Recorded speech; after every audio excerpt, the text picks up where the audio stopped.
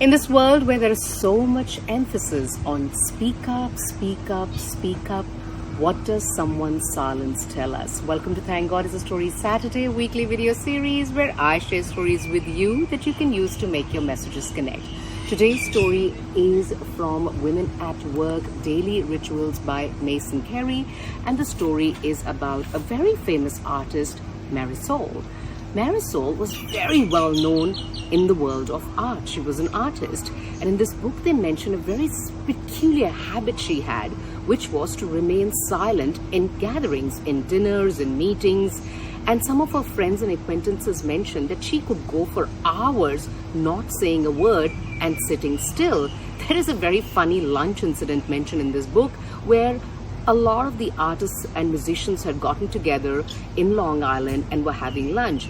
And Marisol sat in one chair still without saying a word for 2 hours, because of which a spider had actually built a web between her arm, her torso, and her armpit. When she was told that something like this has happened, she looked at the web and just cleaned it away by saying, "This is not the first time."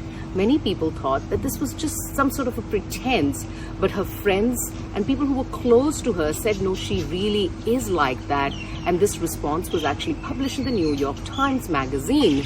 So when people were asked, those who knew her, why she is like that, they said two reasons. The very first one, that she is shy, and the second one is that she feels like she wants to conserve her energy just for her work. She was of an opinion that people don't have very much to say, so why put your energy into things that doesn't require your energy? And when she was asked to then justify as to, if you find that is the case, then why do you go to these parties? Why do you go to these gatherings? Her response was very telling, which was that I go to these places to relax because it is so depressing to be profound all the time. What is the point of this story? The point of the story is, let's go back to that dinner party or a meeting.